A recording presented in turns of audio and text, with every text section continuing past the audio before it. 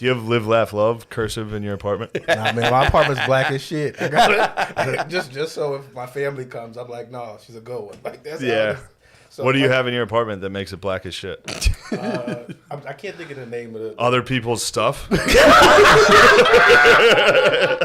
Shane Gillis has a gift for finding the angle in any conversation that makes every celebrity sitting across from him immediately laugh. This is Shane Gillis making celebrities lose it. Shane makes Joe Rogan lose it talking about being a dad. As long as I didn't get saddled down at a young age.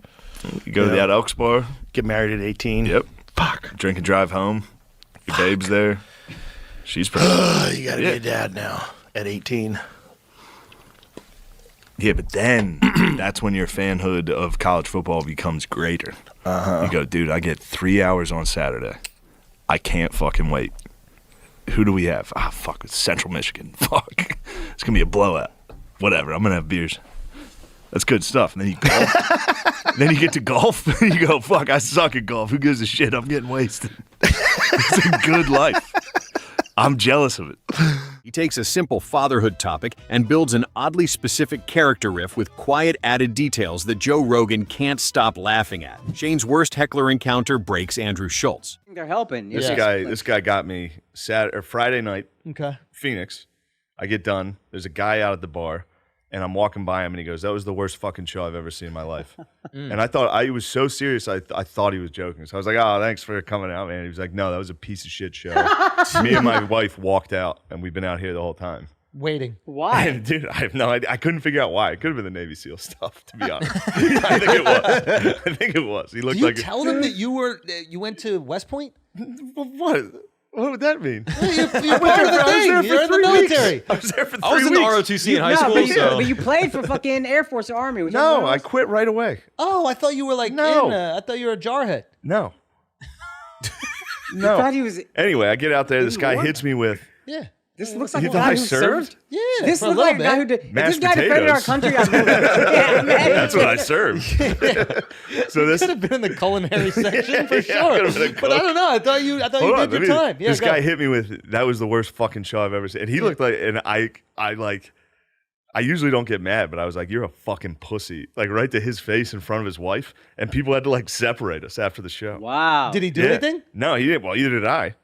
Well, but you no, I called him a pussy, pussy, and that was the end of it. But then he has to do something to you to prove he's not a pussy. I know. I was surprised I didn't get punched. This moment proved Shane was all for jokes only until jokes turned into harassment, which he handled in the funniest way possible, catching Rogan's female preferences out loud. But then she was doing that. She was dominating this guy. And I was like, this is kind of, something's going on. And then she lifted her arm and she had armpit hair. And I was like, what the fuck?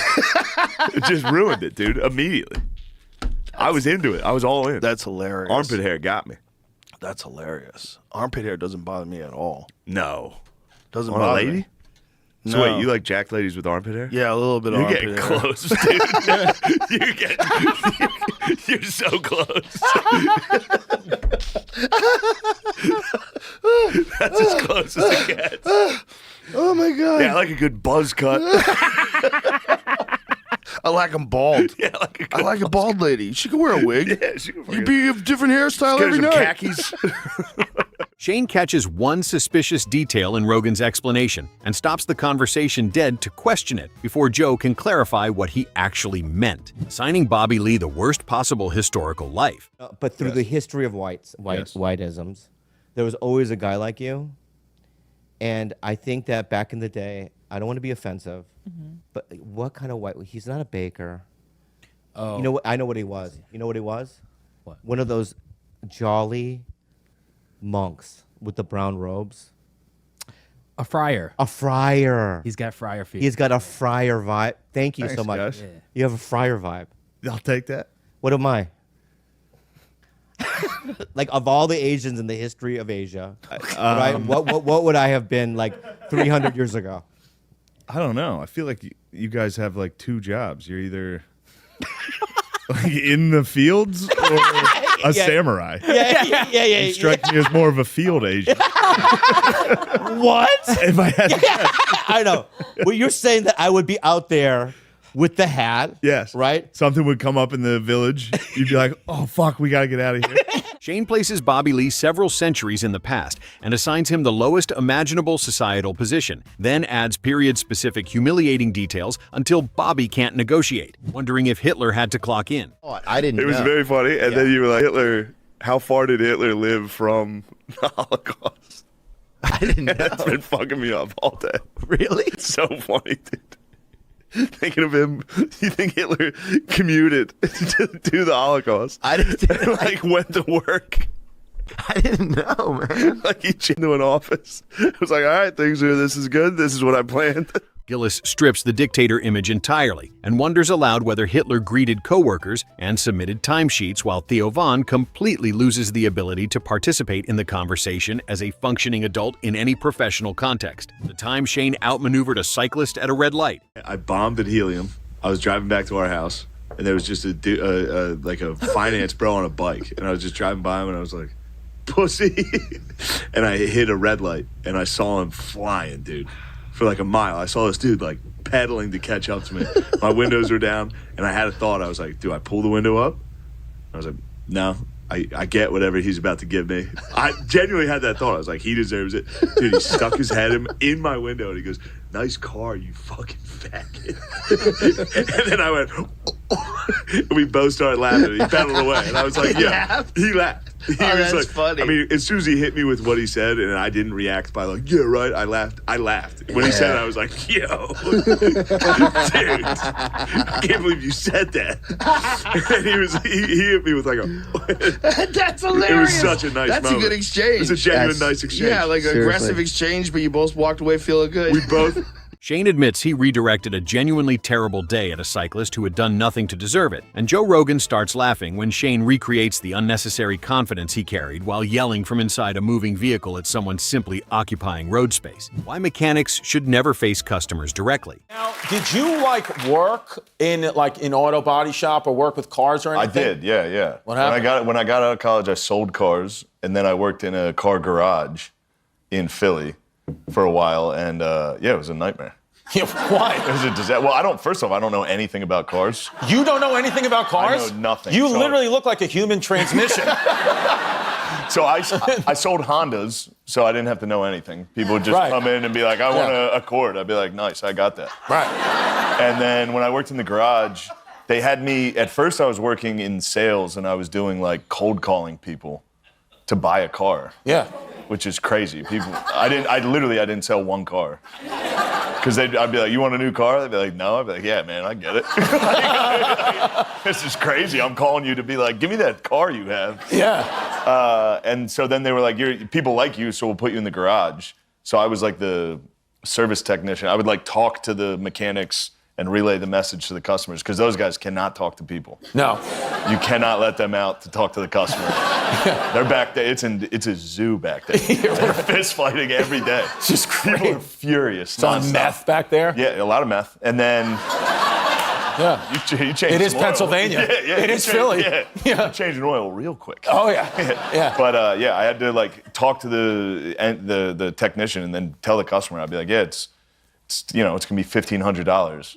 And they'd be like, why? And I'd be like, Shane argues that skilled mechanics often shouldn't be responsible for explaining repair problems directly to customers, and Chris DiStefano starts laughing the moment the impression arrives, carrying zero social awareness as a core personality feature rather than an occasional lapse. He imagines serving as the translator who converts blunt shop floor statements into language a normal person can receive, then switches between the two voices with small delivery changes that make each version instantly identifiable. Chris recognizes the accuracy of the character immediately and laughs harder with each switch. Shane's black apartment joke. She needs it. do you have live, laugh, love cursive in your apartment? Nah, man, my apartment's black as shit. I got it. Just so if my family comes, I'm like, no, she's a good one. Like that's Yeah. how it is. So What do you have in your apartment that makes it black as shit? I can't think of the name of the. Other people's stuff?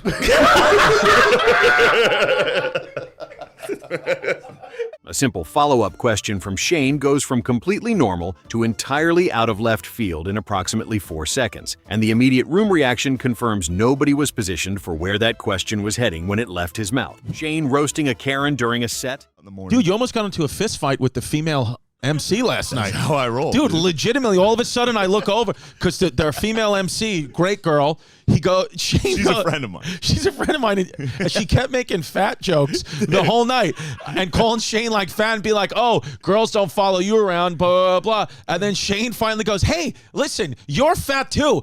But I'm a man, so it's okay. You're a woman. Fix it." And he just kept yelling, "Fix it" at her. And then she's like, "I'm gonna go smoke a cigarette." And then she never came back.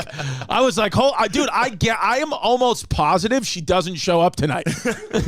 But it was just funny to watch it because I was like laughing at it at first, and then I was like, "Oh, this is getting pretty serious." And then when you yelled, "You're a woman, fix it," dude, me and Sergio this morning were yelling, "You're a woman, fix it" for the whole boxing. We took a boxing lesson, and the instructor was like, "Why do you guys keep yelling, 'You're a woman, fix it'?" I was like, "Shane Gillis, dude, Gillian Keys, follow him on YouTube." Well, it was just like it was one of those things where like if you're breaking balls with someone, yeah, if you're going back and forth, that's fine. But she just kept like making shitty remarks. I get it. Like, Shane recounts an encounter with an angry woman, and Chris DiStefano starts laughing the moment Shane admits how quickly he abandoned any commitment to maturity and started arguing at exactly her level, recreating her voice, her accusations, and his own increasingly childish responses as the situation moves further from any resolution with each exchange. His willingness to present himself as equally ridiculous prevents the story from becoming a simple complaint, since the version of Shane in his own retelling matches her energy so precisely that the audience is laughing at both participants, rather than validating one person's complaint about the other. Chris loses it specifically at Shane imitating his own escalating responses, since watching a comedian recreate himself becoming progressively less reasonable in a conflict he initially approached from the sensible side is funnier than any version where he stayed composed and the other person remained the only problem. The rival school confrontation. Public school in my area was like our rival. We were the Catholic school, and I was at a party with a bunch of my friends that could not fight at all.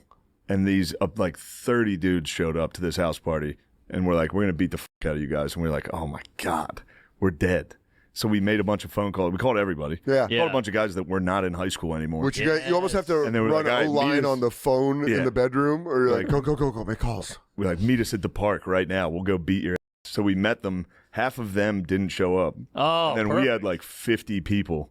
We just jumped these guys. Just wailed on these dudes. Yeah, it was nice though to jump the guys. Yeah, when you have an advantage, like, do it. When you're young and you're like, I don't know if I can fight. I don't want to get in there. And you're like, all right, I'm just gonna kick the guy. I'm just gonna get in and fight. Yeah. Shane turns a teenage confrontation into an extremely disorganized war with a planning phase that lasted considerably less time than the confidence going into it suggested was reasonable. And Mark Normand and Sam Morrill laugh at the specific confidence Shane and his friends carried into a situation they had no legitimate ability to control. He keeps expanding the conflict's scale while progressively admitting the original plan was nowhere near as impressive as the group's enthusiasm made it sound, with each added detail making the participants look less like fearless fighters and more like excited teenagers locked into a bad decision through peer pressure and forward momentum nobody felt authorized to reverse. Shane never positions himself as the heroic leader who made anything manageable, since the honest version involves collective youthful stupidity as the primary tactical element, and Mark Normand loses composure. Once Shane specifies the exact moment, unified conviction shifted into the kind of collective reassessment that only becomes possible once the environment has removed all practical alternatives. Taliban locker room talk completely breaks Chris DiStefano. Yeah, I saw a clip of this like female reporter asking the Taliban if women would be in government. Right. And they just started laughing. Yeah. The boys were just like, dude, stop. Stop. You're killing me with this. Yeah. All right, let's see. What are they saying? What are they even saying? I'm kidding. You know what's funny? I have an Arabic brother-in-law. You have an Arabic brother-in-law? Yeah, he's from Egypt. What did your dad? What happened? Sits. What was your dad like when he walked in? What would happen? No, everybody's delighted. We have all types of. Shane avoids the expected political angle entirely and imagines Taliban fighters speaking to each other like athletes preparing inside a locker room, assigning them the confidence, slang, and pre-game energy of a football team that genuinely believes in its preparation. And Chris starts laughing before the sports framing is fully established, because the direction signals where it's heading clearly enough that the laugh arrives before the premise finishes constructing itself. He continues assigning familiar locker room personalities to men who clearly don't belong in that setting, describing their teamwork and pre-game mentality with complete sincerity and never breaking the frame to acknowledge that the framing itself is the comedy. Chris can't keep the conversation serious once Shane fully commits, since the gap between the intimidating reality and the enthusiastic team sports presentation is widest, precisely when the commitment is most complete. And that commitment without acknowledgement is the specific thing that makes the bit land rather than simply produce a single shocked laugh. Refereeing is the loneliest job in sports. Yeah, yelling at refs at kids' games is fucking nice. Because that guy's a fucking loser. Oh, yeah. You know?